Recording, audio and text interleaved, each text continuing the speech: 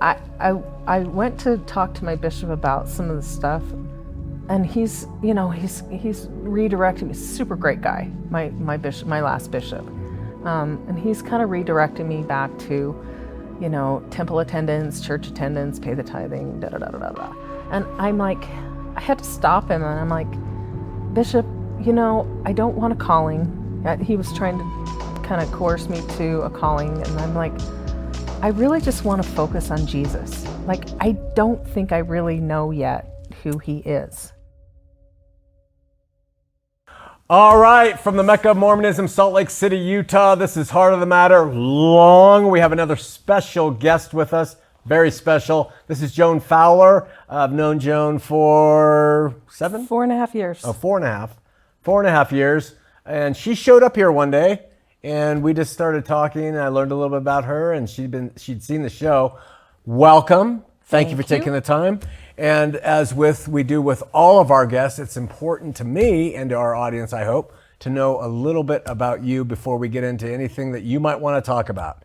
And so go back, way back. Go back to grandma and grandpa or mom and dad, upbringing, siblings, interests, church, any of that stuff, and we'll just work our way forward. Okay. Going way, way back. So, Pioneer stock family. Wow. Well, we have a weird family, actually. A weird family dynamic makeup.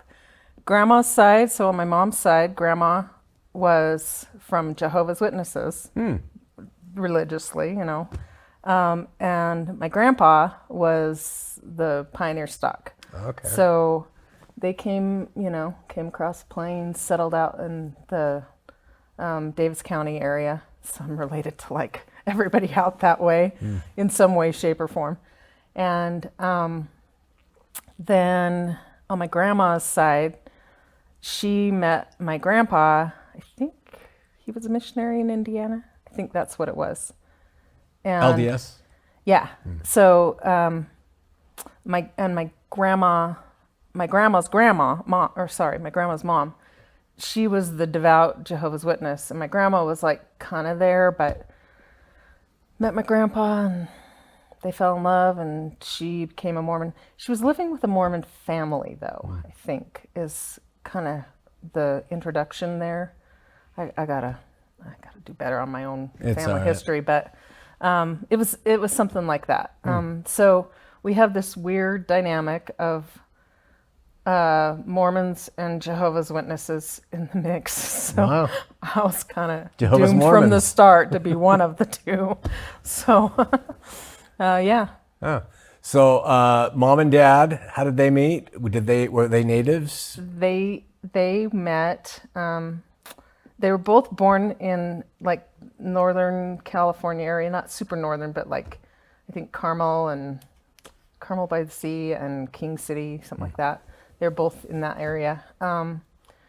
And my dad was in the Air Force and my mom was a nurse. So my mom took care of my dad one time in the hospital, and they met and started dating, and in true Mormon fashion, got married 3 months later. Wow. Temple. And started life in northern central California? Nope, they had moved here, or they had been here. They were both born in that area, but they actually met here. And my dad was stationed at Hill, and That's Hill Air Force Base. Right, Hill Air Force Base. And then they just met and got married. And so they were active in the church? They were. Temple attending? Yep. My dad was a missionary. So he has an interesting story, or he told me an interesting story once I'd left the church. He told me some stuff about kind of where his shelf started cracking. So his shell cracked. We'll get to that. Yeah. So you have siblings. How many? There's 5 of us all together. And you are in the... I'm 4th of 5. Fourth of 5. My one younger sister, and then 2 older sisters and an older brother. And all siblings active growing up?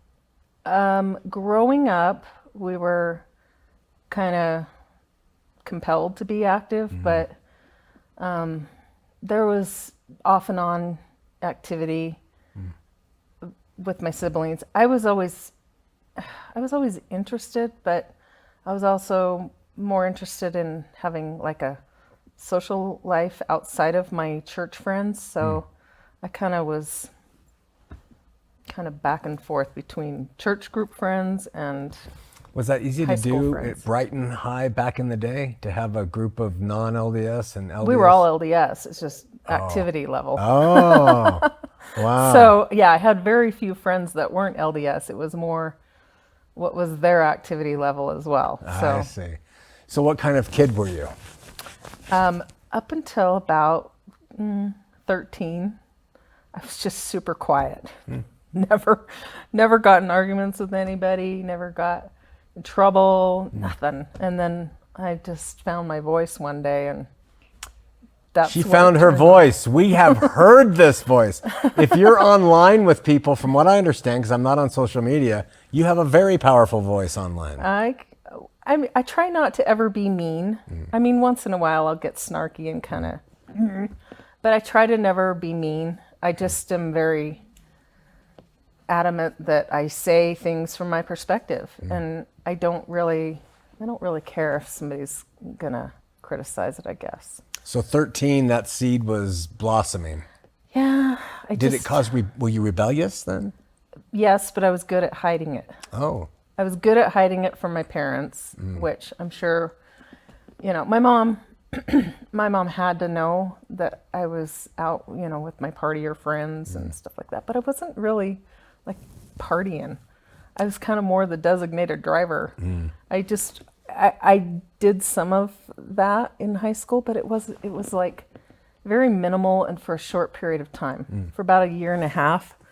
And then my grades started dropping, so I was like, and I'm kind of a dork like that. Like, I worried about my grades being as bad as they were, and so I kind of knew that being out with my friends too much on the weekends was making my grades suffer. So I kind of backed off some of those friends who, kind of turned on me. Some of them, and then the other part of my friends, they are still my friends to this day. So we have a really nice group of friends that we still see each other. Academically inclined then, maybe? Yeah, I've always kind of been a bit of a nerd. Like, I mean, I kind of hid it, like everything else I did in my teenage years. I kind of hid that I was really kind of like, I was a sci-fi geek, and and I was really into like studying and stuff like that, but I didn't, that was not super cool at the time. So Especially for females back in that day, Yeah. you had to kind of hide it. you just wanted to be cool, and sadly that, always takes the forefront when you're still figuring out who you are. So other propensities, proclivities, interests as a teen in high school, sports, chess club? No, nothing like that. I think my interests were more, we were kind of like the group of girls that we were interested in, whatever was in Vogue magazine, and Contempo Casuals and Chalk Garden, and remember these stores? Oh, yeah. And so, Chalk Garden downtown, and we were actually just talking about this last night, just how funny it was. We called ourselves New Wavers. Oh, yeah. So we were the mods, the New Wavers, and I really was like, really wanted to be a part of that crowd. Oh, wow. Like, so, you have to have the nicer clothes and stuff. Now I'm like, dang, I'll go buy a pair of pants at Walmart. I don't care. Right. But then were you a mod? Here in Salt Lake, did they ride Vespas? Oh, yeah. All that? Yeah. Oh, yeah. Like, everybody had a Vespa. Everybody was, had their Everything. version of a Flock of Seagulls haircut or Depeche Mode haircut. Yeah. It was definitely a scene. Yeah. It was a scene, man. It was a scene. So high school comes and goes. You graduated, I'm assuming, at the... Graduated from Brighton, and let's see. Then I think I took a year or two off. I went straight to California, like the day I graduated. No, sorry, not California. I went to live with my friend in Indiana. Oh. She had moved while we were in high school.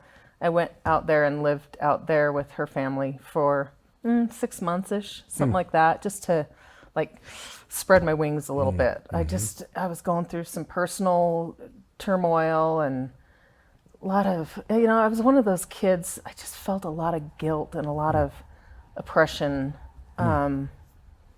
Even though I was very duplicitous that way. I really like wanted to be my own person, but at the same time, I was super motivated to walk within the lines and stay in the rules. And so there was always this duplicity going on inside me. It caused me a lot of anxiety. That's a lot of conflict. Yeah, it caused me a lot of anxiety my whole life. Wow. Anxiety, sometimes bouts of depression, but mostly just a lot of anxiety, panic attacks and stuff like that were hard to deal with. It's really interesting, that makeup you just described, because you usually don't hear it too much, that you liked and wanted to be in the rules, but you also had a desire to be rebellious. Not rebellious. I really felt like I had my own voice and I wanted that voice to be heard. And I knew there were things that just didn't conform to what everybody else was trying to mold me into being. Wow. So graduated high school, kind of took off a little bit and went to Texas, got engaged there. That broke up. That was, there was just, Whoops. Did I just drop this? Seth loves that when we do that. Sorry, Seth. There were just things that I just was trying really hard to spread my wings, but at the same time to conform. Wow. And the conformity ended up taking over. Wow. So, yeah. So what did that look like? Well, that's when I started to really, in high school, I went to seminary and I had seminary for fourth period, which was also second lunch at Brighton. So it's like sometimes second lunch won out. Actually, a lot of times second lunch won out. Oh, I see. And I went and hung out with my friends instead of going. But then my friend Mike, he kind of talked me into going to seminary. And I'm like, oh, God, really?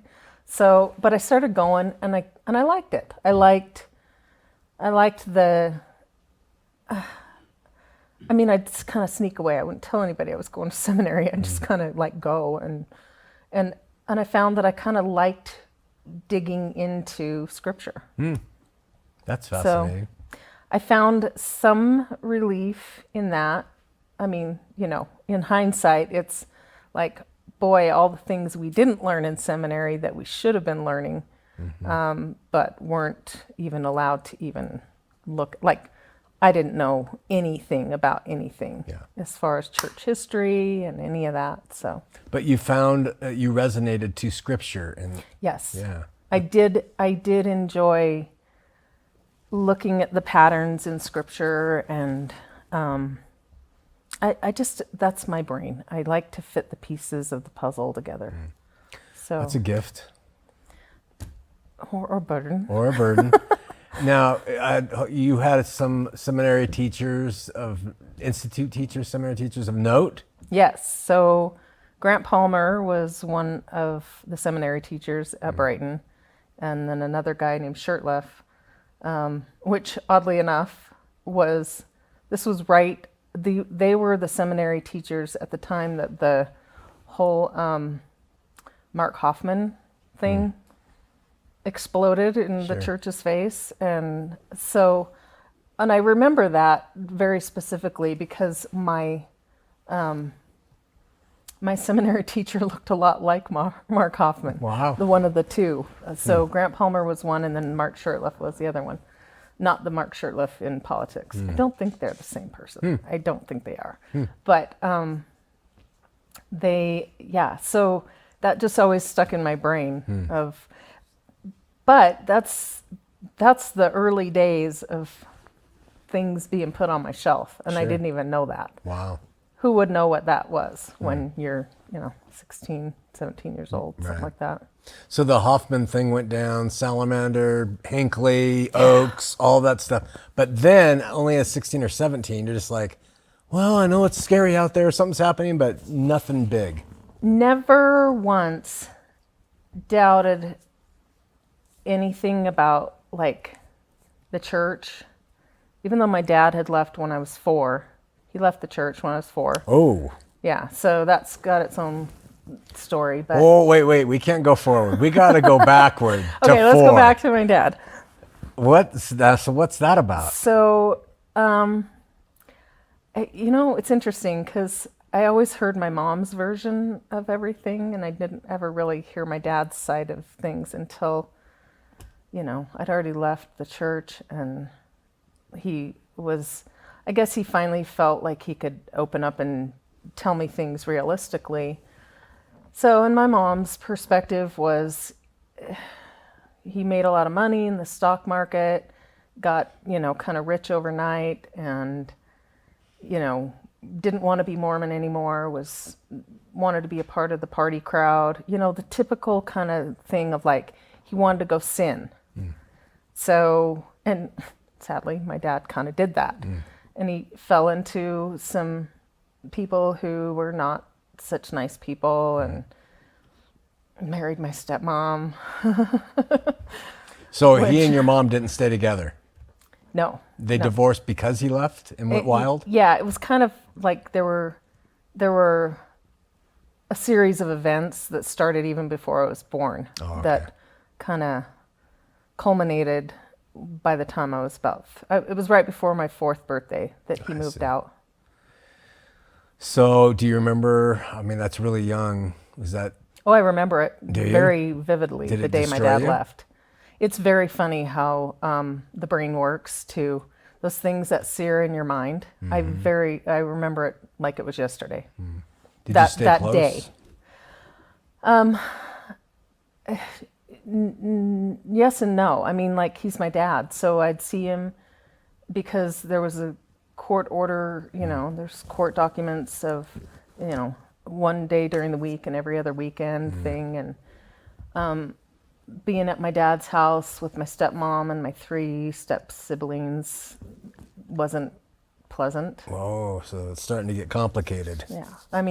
Sorry, but my stepmom was not pleasant to us. She was very critical of us and exclusionary. And, my step siblings kind of just took over. So, yeah. Wow. That's tough. There was conflict there as a child. Mom and dad still alive? Yep. Are you closer to them now? Or to your dad? I'm close with them in the sense that they're my mom and my dad, but there's always been kind of difficulties with the relationship on my part. Some of my siblings have better relationships. My mom, I've always been in Salt Lake for the most part. Like, I did my excursions living other places in my 20s, late teens and my 20s, but then I kind of came back here and just settled in my probably mid-30s. I see. Just settled in and just kind of stayed here. So I talk more with my mom, but sometimes because I have my own voice and my own opinion, it makes the relationship kind of difficult sometimes. She's still active? Yeah. Did she remarry? No. Wow. Nope. Amazing. And was the woman that your dad met LDS?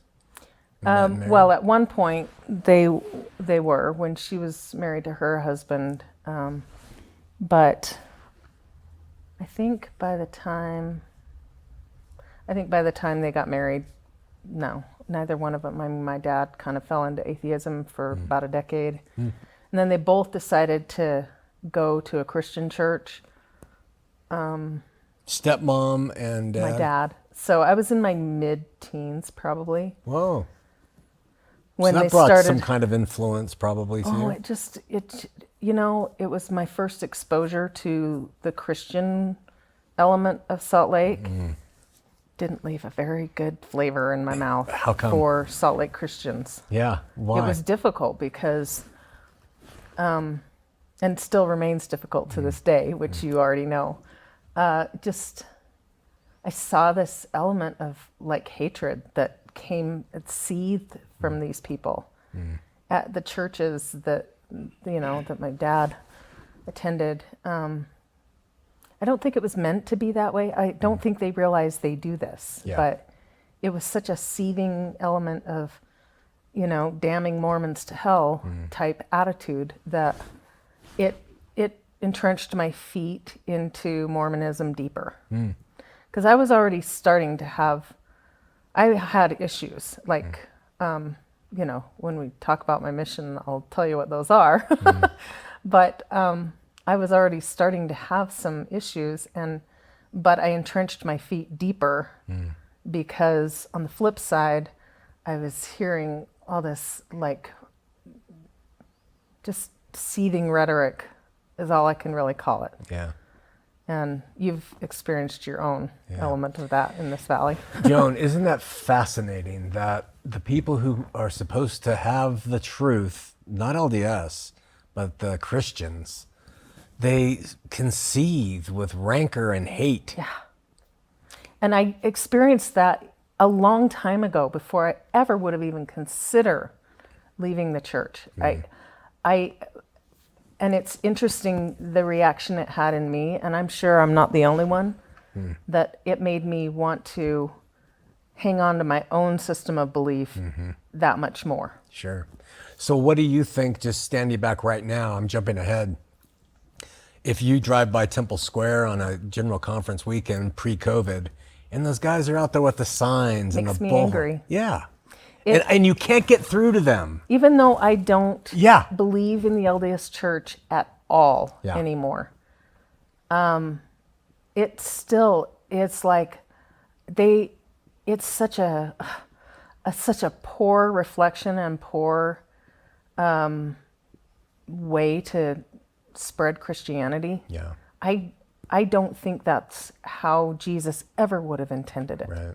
Never. Because, jumping ahead a little bit to my beliefs, now I totally believe that your walk is so individual. It's as individual as your fingerprint and so jumping from one box into another box, Right. not appealing at all. Yeah. We'll get to that. Dad was an atheist for 10 years. Did that have an effect on you at some point? Because we know that you served a mission. Yeah. In fact, he didn't, at the time that I started, God, there's so much history that never will get spoken. But at the time, he started dating, at the time of my mission, he started dating a lady who he had known from our previous ward, it's the neighborhood ward. She had moved out of the ward and was still Mormon, and they had history, so there was a rekindling of that history, and he dated her, so he was softening up to Mormonism again, not in any way of accepting it as his belief system. He just wasn't as harsh on it as he had been in the past. So I was like, oh, that's great, thinking he'll come back to the church. I had that same thought process. Oh, he'll come back someday and da-da-da-da. And anyway, so me going into the MTC around that same time frame made it a little bit easier for me to do the mission. And I had, I didn't go for all the right reasons, Right. but I don't think any Mormon kid really knows what they're biting off Right. when they step into a mission. So you did Indiana, you did Texas, you did California. California. This is all pre-mission. Yeah, this is all pre-mission. I'd kind of hit those three areas, had a really quick dose of life experience prior to 21, and had threw some college in there at the same time. But then just got super focused on that. And so I put in my papers in like February of 90, and I was in the MTC by the first week of April. Wow. Yeah, it was quick. You were on the accelerated program. It was quick. I don't know why it happened that quick, but it did. And, where did you get called? I was called to the Dominican Republic, Santiago Mission. And, it's just weird. The second I stepped foot in the MTC, like, everything just became very complicated in my life. Like, things had never been complicated up to that point, but I started having health issues. I fell in the MTC and I hurt my back. There was just all this stuff that just started transpiring. And I look back at it now. I could talk to you for hours, Shawn, about this stuff. And that's what we're doing. I know. I go back to that time frame, and I think that's where I really started noticing, and I've said this to you before, where I always felt like I had a relationship with God, and then there was churches over here, and they were never really on the same path together. Yeah. They ran parallel, but not really much overlap. Yeah. My dad's church experiences and my upbringing and the LDS Church, none of it they didn't overlap with this relationship I felt I had with God, that I almost felt like I knew back then that they were a hindrance they were just the middleman, always telling me what I should think and what I should feel. And I'm like, but I know God is here with me. Like, and I was always like, I'm kind of a rebellious teenager, so I felt like I was always in the bishop's office telling another confession. But that guilt was there, that just constant guilt of not performing good enough for the church. But then, so it was my mission that I actually started to recognize that separate set of paths that kind of started seeing that's where the vision started. So you got out of the MTC, back problems and all. You actually went to the Dominican Republic. Yeah. And was it the 18 months then mission? Yeah. So the language came really easy to me. I just instantly loved the culture, loved the food, the music, the people, I just loved it. I love the Caribbean Dominicans, the Puerto Ricans, met all kinds of people, especially later in the last half of my mission because of more health issues, ended up finishing in Boston. Oh. So, yeah. So about halfway through, I got dengue fever and didn't recover well. So I guess sometimes you can recover okay and they'll keep you in the mission, but I was having heat strokes and I couldn't even go out in the sun. I could only go out at night after it because my skin was so sensitive to the sun that... Is that transmitted by water or mosquitoes? Mosquitoes. Yeah. So ended up getting that in my second to last area there. And then I was in Puerto Plata when they told me I had to... Am I okay on this mic? I feel like I keep moving it. Okay.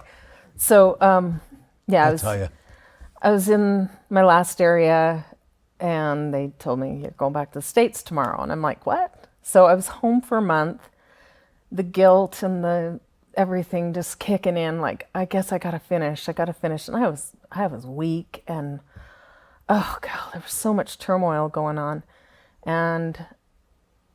But I still knew that whatever I was going through, it was like I knew there was just this relationship with God that was just always there, and it was separate from anything else anybody was telling me, any ways anybody was treating me or anything like that. I just always knew. Fascinating. Boss, so you went and finished out after you recovered a bit, after a month? went back out and they reassigned me to Boston. Was Boston Commons in your mission by chance? That's where my We went to the older Scooper brother. Bowl Yeah, while we wow. were there. Yeah, wow. Yeah. I A don't lot know of if they- Catholics. I don't know if they do the Scooper Bowl anymore because of COVID, but Wow. yeah, that I remember that because it was in Boston Commons. But Yeah. yeah, Cheers was right across the street. Yeah. Finished honorably. Yeah, came home. I actually extended a month because of being home a month. I wanted to push it out as much as I could. So we had some crazy experiences on my mission. Like, you don't have a long enough show for the, but those were all things that at the time I was tying these experiences to being in the church. Sure. But yet I knew that I just knew. Do you know what I'm I do. saying? Like, I Sure. just knew they were different. They were not meant to be faith building experiences in the church. That it was God solidifying his relationship with me is what I felt. These past few guests we've had have kind of echoed that same sentiment that they were LDS, they had experiences. Danny was one, and it was just miraculous. And he at the time tied it to the church. Right. But it really had nothing to do, it had to do with God. Right. And I just, and so, you know, now fast forward to my life now, I understand that churches don't have exclusivity on being the keepers of God. Amen. They just don't. So back from the mission, what happened? School, marriage? Got back from there. Let's see. Got back from the mission.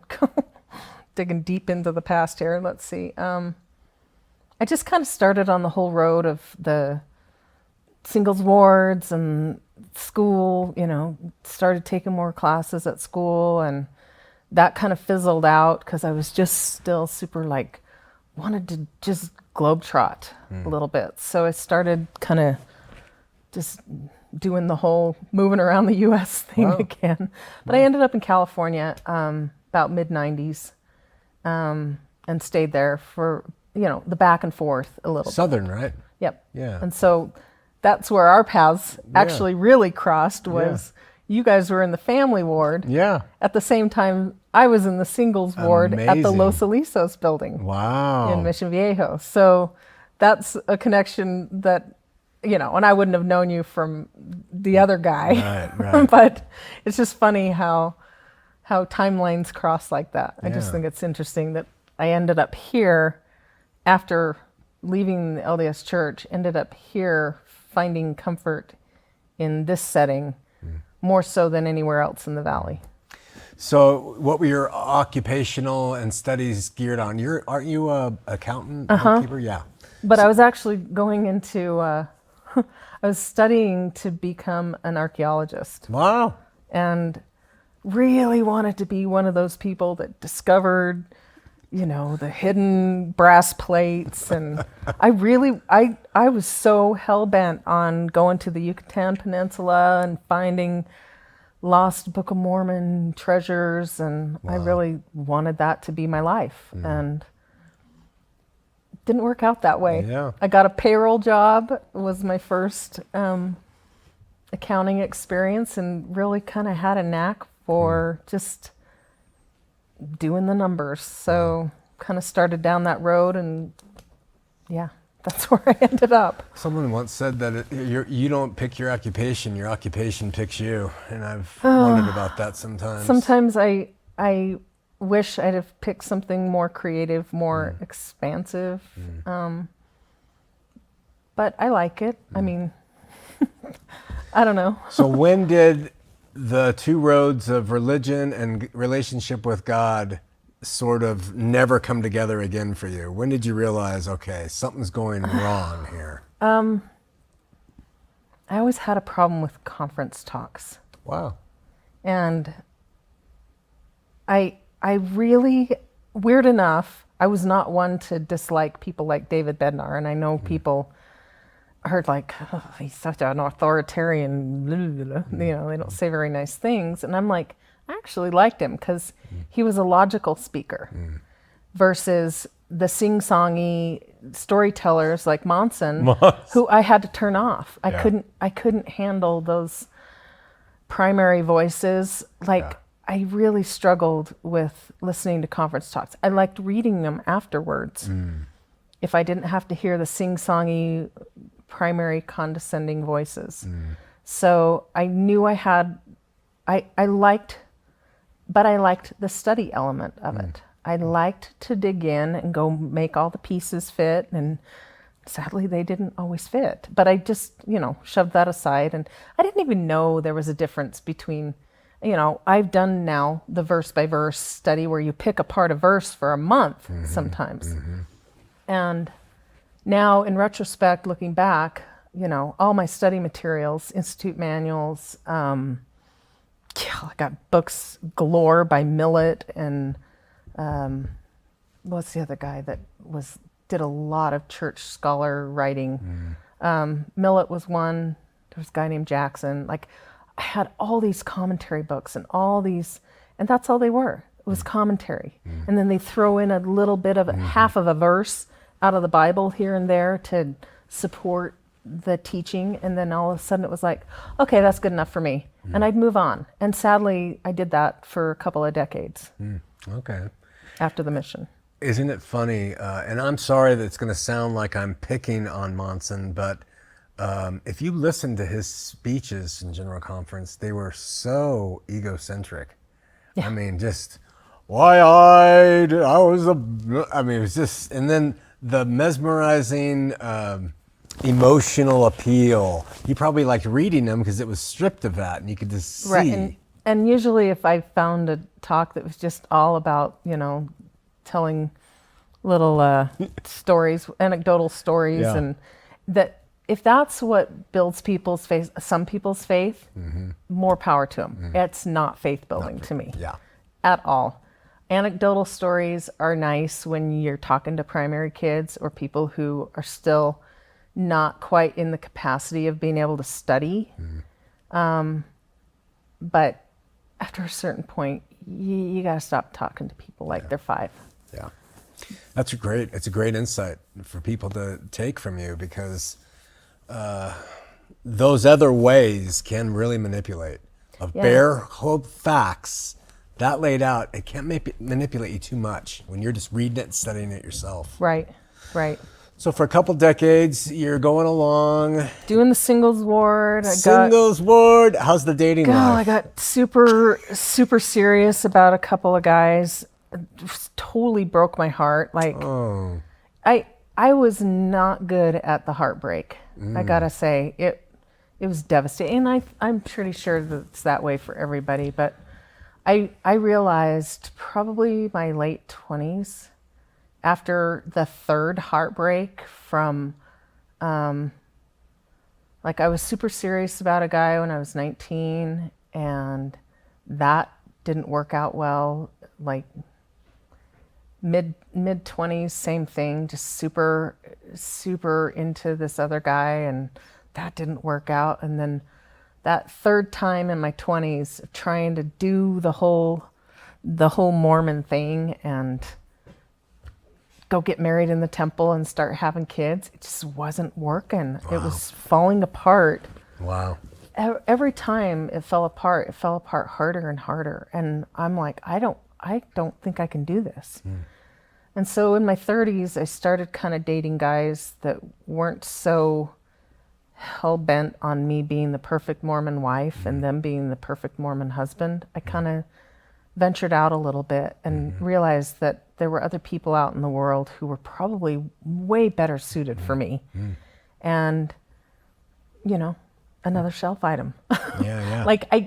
It's hard to just label it as that, but what do you say it is? It's something that I realized there was this dichotomy always going on of, here's what the Mormon church is telling me I need to do and be, and then over here is what I actually am, and where I actually feel more peace in my life, and getting to know people. I mean, being out on a mission, I will say to anyone, some kind of missionary experience for young people is almost like something I would recommend to just about anybody. Sure. Go out in the world and realize there's people out there, real people with real lives, and they're not just the others. It's not an us versus them.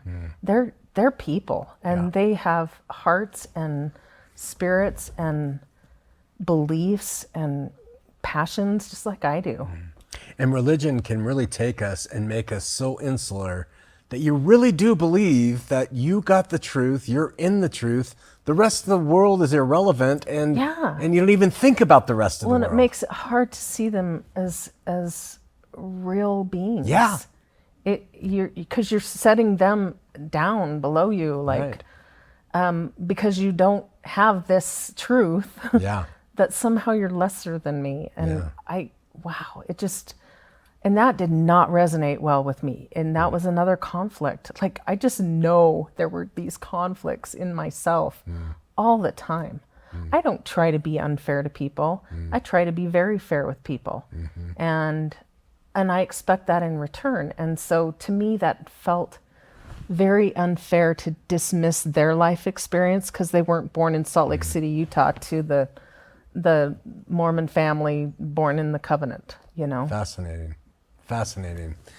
Just before we go on and you talk about when something actually broke and you said Mormonism, no. I've known you for 4 years and I've heard you speak and talk here and apparently online you're very good with everything you write, but you're very articulate. You have an ability to convey things really well. And I'm surprised you don't have more of a presence like in a community that you care about, whatever presence that would be, that where you speak for them, because you do have a mind, you think differently than so many people. And it's so important in this day and age for people to think differently, because you can't break through the rubbish until you're able to say, wait. And I sense that in you, and I'm kind of surprised. I knew you were smart, but it's fascinating to hear your story unfold and how you see the world. Anyway. But Shawn, I always think to myself that that's how everybody sees things. I don't think so. And I want to believe that about people. I want to believe that people all can, like, you know, I'm not kumbaya or anything like that. I just, like, at some point I understood that my individuality is as important to God as somebody else's. And that's where I'm like, you got to give people a chance to be who they are and let God work out their details. Sure. It's not for me to judge. Yeah. Now, I can certainly judge the way the world wants me to conform, and there's certain things I'll never conform to. Yeah. Religion being one of them. I don't think I ever did really truly conform, which tells to my exiting the church experience. Yeah. So what led to that? What happened? Boy, you know, all the things that I've heard other people now 4.5 years out say was their shelf crashing item, or their, you know, they can't do the church anymore. That wasn't mine at all. I was online defending the church, defending the brethren, defending the doctrine even, like even doctrines that I remember having an email exchange with Carolyn Pearson over polygamy. And I was still in the church. This was about 2014. And she had asked a question online. She was always one of my favorite authors. Like, I read Goodbye, I Love You when I was like 18, super impactful. Whenever that book came out, I read it. And it was very impactful on there being other experiences within the LDS Church that don't conform at all. And I just really felt that this woman had a super genuine heart, like just a compassionate person. And I always liked her poetry, and I had, you know, several of her poetry books. So when I read that book and her telling the story of this unconditional love she had for her husband, who basically had abandoned their family and started living the gay lifestyle. Like, I'm like, wow, how can somebody be so compassionate to somebody who's hurt them so immensely?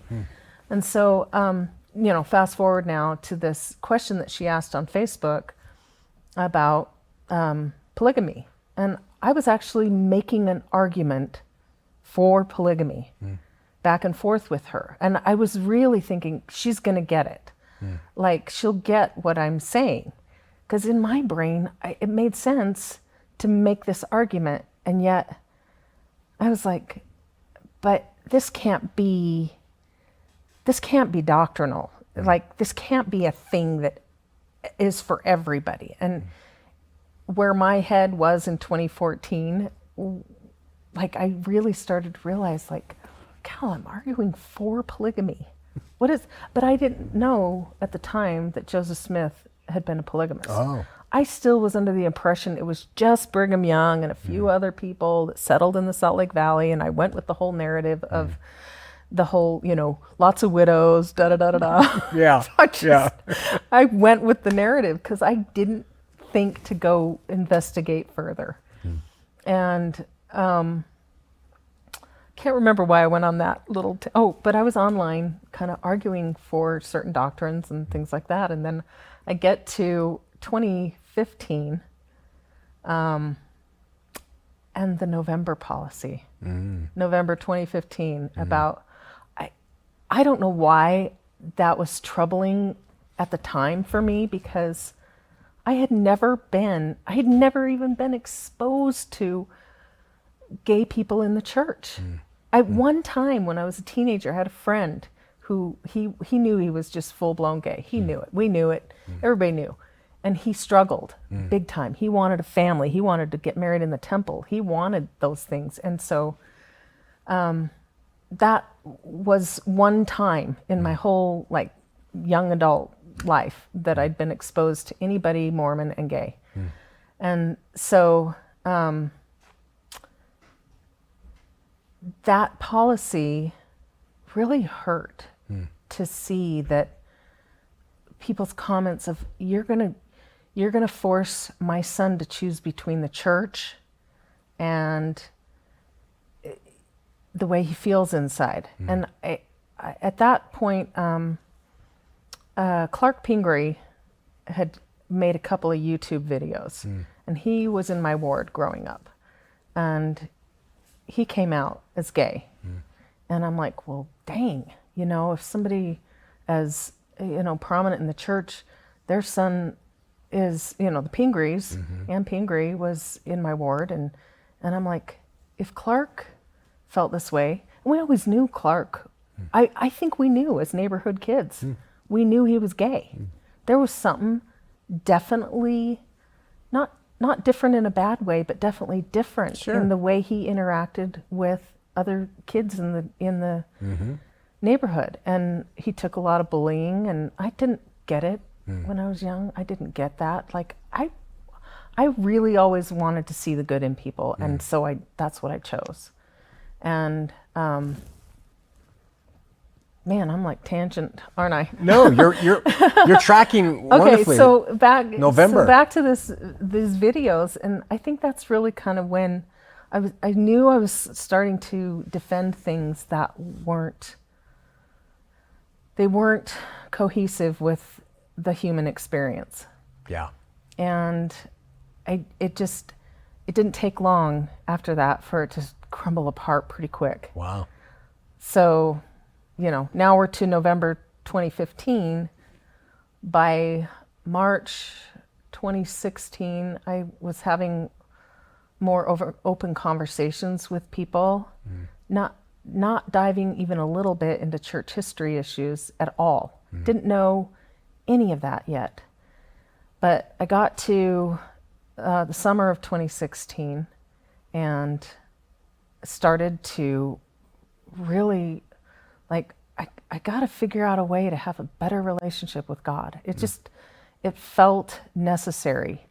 And with Jesus, I didn't really realized that I didn't know who Jesus was. And there was all this, in the Facebook groups that I was in, LDS discussions and prophetic discussions and dreams and visions. There's all these people like all just gung-ho into this whole prophetic prepper movement. The Roger Youngs and there's Chad Daybell was part of that crowd. And I was going to seminars and conferences and I'm like, there was just really something off with the whole crowd.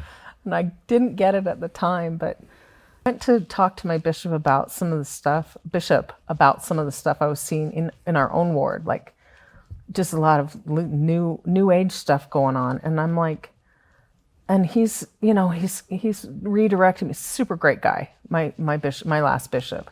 And he's kind of redirecting me back to, temple attendance, church attendance, pay the tithing, da-da-da-da-da.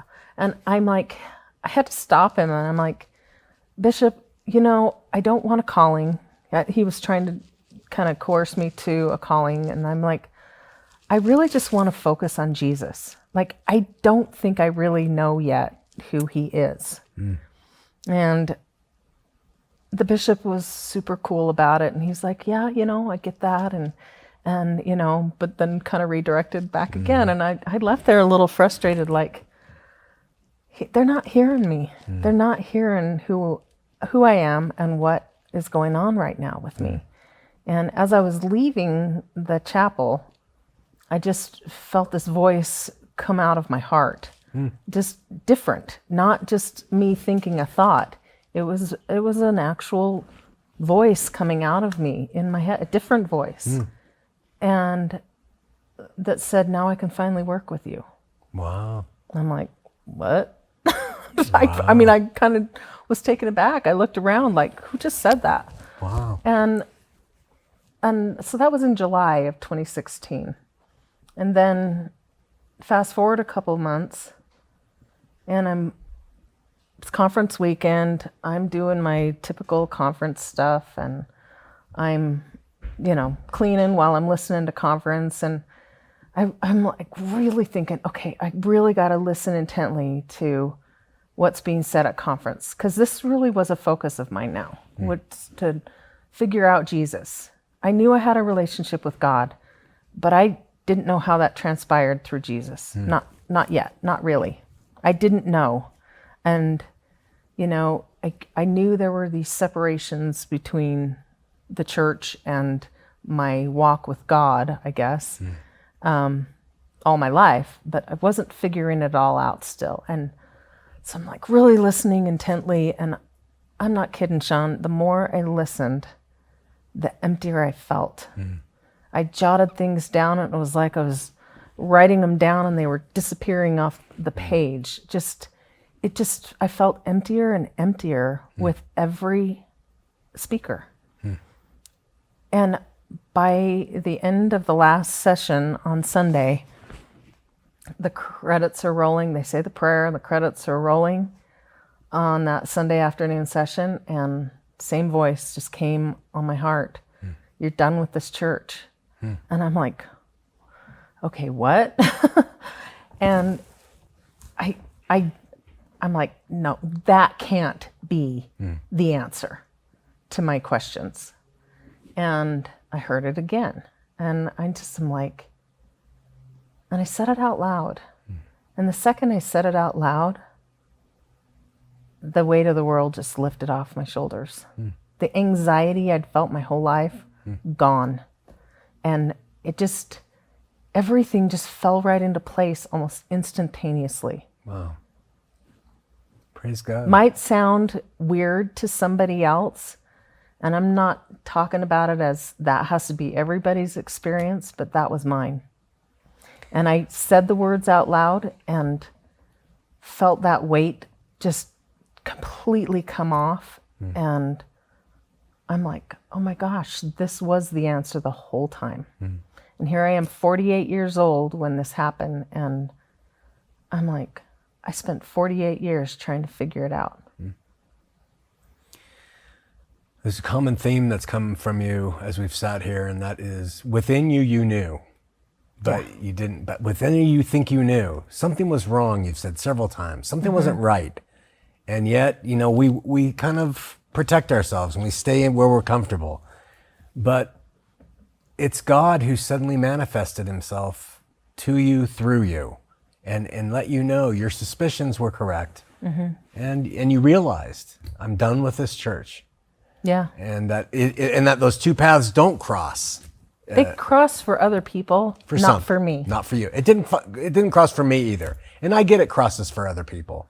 And you had your side of the road experience of like living in a way, and maybe that's why I resonated with your story so much too, is because you were living duplicitously. Yes. You were an empty shell sitting in a calling, and all the while your life was in turmoil. Yeah.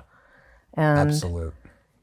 Whatever calling, you took those callings, you checked all the boxes and crossed off all the things, and things got emptier and emptier. Yeah. And that's how I felt. It was like, gal, I felt so wounded all the time by conference talks that were always talking about, this is the path you need to take. I'm like, look, I dated all your Mormon guys, and they all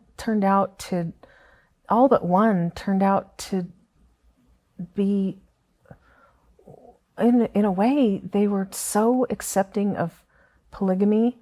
You'd think I would have figured it out about polygamy a long time ago, because they were like, they in their minds were perfectly fine being engaged to me and dating somebody else at the same time. Yeah. Like, you don't do that. But yet that's a doctrine that's embedded in our brains, that secretly polygamy is okay. Yeah, that's well put. And we just won't say it out loud, but we know it's a doctrine of salvation. Yeah. It's one that if you want to get to the celestial kingdom, you've got to be accepting of it. Even if you don't live it, you got to be accepting of it. So these were all these dichotomies that, I could stack them up a mile high now. Yeah. Now in retrospect, just realizing so many things that I just didn't mesh. They just didn't. We're out of time. Oh my gosh. That was an hour like that. Your story is fascinating, and your insights and how God has worked in your life. Can you summarize quickly, now that you've had those experiences, you've parted from the church, what life is like for you and what you've learned, and then maybe a message to our audience of what you can encourage people to consider? I'm glad we didn't do this in the first year of my departure from the church, because I really struggled with anger. Once I started learning church history stuff, once I started learning things I'd never, ever been taught, and I don't care what the church claims, I was a studier. I know the materials that were available in the 80s and the 90s. Nothing to do with any of the stuff. In fact, that was all stuff that would deem you anti-Mormon. Right. If you had ever even asked the questions about. And now in hindsight, now they got the church essays and oh no, that's been there all along. No, I was a studier, and I still have all of my manuals. I can still say those things were never taught. Joseph Smith polygamy, never once taught. Yeah. So the anger in that first year was really like, I could see myself not handling some things well. And I've had time to work through a lot of that. And interestingly enough, my belief now about Jesus and the Bible doesn't really, it's not cohesive with modern day Christianity either. Right. So, thank God. But, again, there was anger involved in that too. Sure. Yeah. Poor Dave. he caught the blunt of it one day. Did he get the front end of that? Yeah. Oh, good. Better him than me. We laugh about that story now, but I was angry at him for talking to me anything different than I'd ever been taught by either my dad or my mom or and that's when I realized there was a lot of confusion and chaos, and I feel like, wow, just 2,000 years of church upon church compounding their own systems, one on top of the other, on top of the other. Like, no wonder we can't figure God out. Yeah. Like, really, like, it would be so easy for people if they would just stop and go, I need to go back 2,000 years and figure this out. Yeah. And when I do, you know, and we can have a conversation another day about that topic. Yeah. Maybe we should. But I was a happy, peaceful girl the day that I figured that out. Wow. Praise God. And, you know, and I can still, you know, talk to people online about this, that, and whatever. And it's like, you know, they're either going to hear it or they're going to stay just as entrenched in their own version of stuff. Exactly. As I was.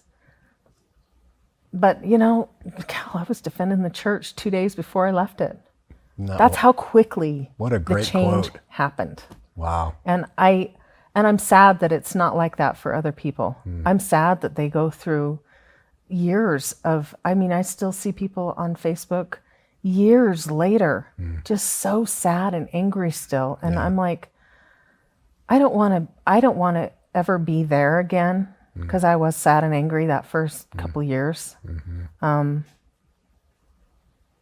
I'd say first year and a half, I was pretty sad and angry. And now I'm more like, you do you, I do me.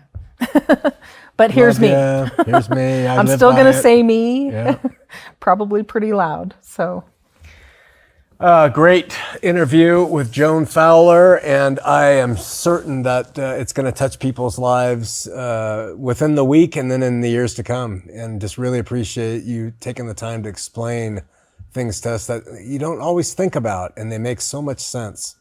And just pray you'll continue on your subjective, independent relationship with God without all those dead bodies standing on top of them and not being able to get to the truth. I think it's so individual, and I will say that to my dying breath of our DNA is individual, our fingerprints are individual. Like, nobody else has my unique anything. Right. Or yours, or anybody else's. Like, that's how important we are to God, is that it be that individual physically. Yeah. So why is it not that individual spiritually? And it is. It is. Great interview. Thank you so much, my sister. No problem. Thanks. Disinfect my hand later. Thanks Just for kidding. having me on. Thank you. We'll see you next week here on Heart of the Matter.